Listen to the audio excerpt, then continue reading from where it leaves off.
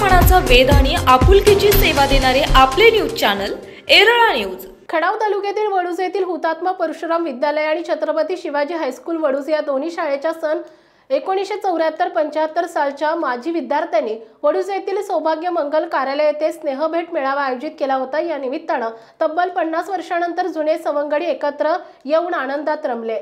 स्नेहभेट मेळाव्यास दोन्ही शाळांमधील 1974 सालच्या सर्व माजी मित्रमैत्रिणींनी सहकुटुंब कार्यक्रमास हजेरी लावली। 50 वर्षांच्या भेटीनंतर एकमेकांना पाहिल्यानंतर अनेकांचे डोळे पाणावले। उद्घाटनाप्रसंगी उपस्थित मान्यवरांच्या हस्ते दीप प्रज्वलनानंतर कार्यक्रमास सुरुवात झाली। 50 वर्षाच्या भेटीदरम्यान आपल्याला आयुष्यात आलेले सुखद आणि दुःखद अनुभव सांगताना कधी हसू तर कधी रडू अनावर झाले।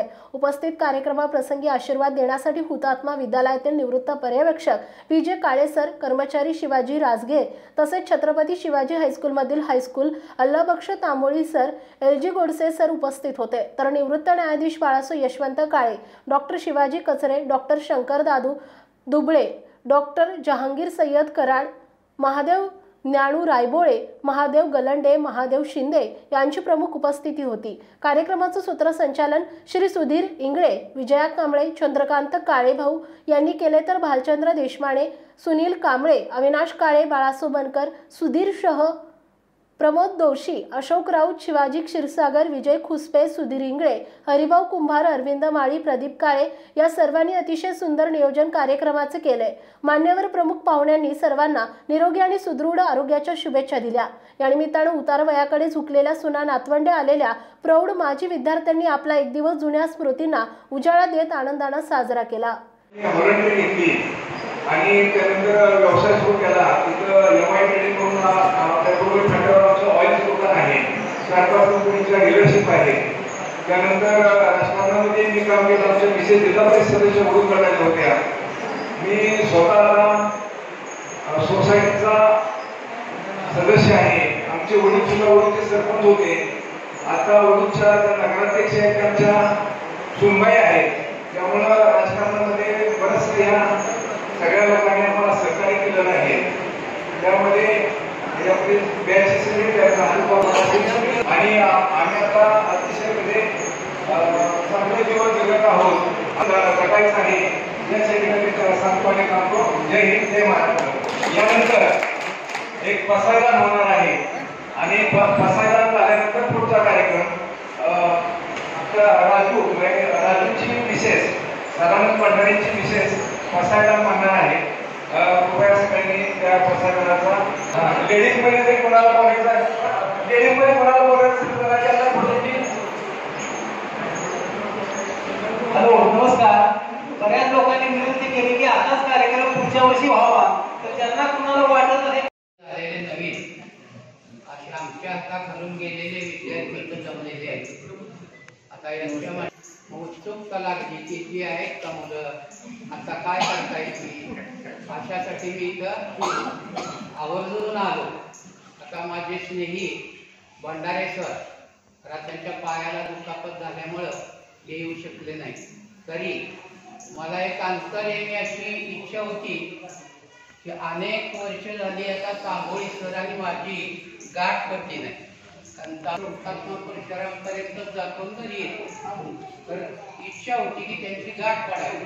तर ते अरविंद यांनी सांगितलं की ते येणार आहे। आज आले, त्यांची भेट झाली, आनंद झाला। तसंच तुम्ही सगळे विद्यार्थी 50 वर्षानंतर इथं जमलेला आहात। तुम्हाला सगळ्याला बघून सुद्धा आनंद झाला। आता काय अधिकारी पदावरती मी जवळजवळ 15 वर्ष होतो, 12 वर्ष पर्यवेक्षक होतो आणि 3 वर्ष प्राचार्य म्हणून रिटायर झालो। त्या कालावधीमध्ये माझ्या मिसेस पण माझ्या बरोबर होत्या, त्या पर्यवेक्षक म्हणून सेवानिवृत्त झाल्या। तरी पण थोडासा परिस्थिती करून द्यावा। माझा विवाह होण्याअगोदर पुणे या ठिकाणी कॅन्टोन्मेंट हायस्कूल या ठिकाणी नोकरी करत होते। खरं तर ग्रामीण भागातून शहरी भागाकडे लोकांचा ओढा असतो, पण माझ्या वडिलांचं म्हणणं होतं की शिक्षण घेतलेला माणूस कुठेही गेला तरी तो ऍडजस्टमेंट करून घेऊ शकतो आणि शिक्षणाचा हेतूच तो आहे। त्यामुळे माझा विवाह झाल्यानंतर मी या ठिकाणी आले। मी खरं तर शेवटच्या 5-10 मिनिटं मला थोडंसं मनोगत व्यक्त करण्याला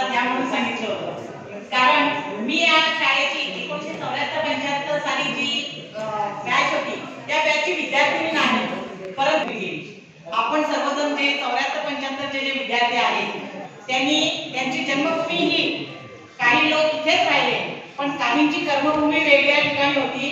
त्यांनी आपला जी प्रगती होती ती प्रगती त्यांच्या कर्मभूमीच्या ठिकाणी जाऊन केली.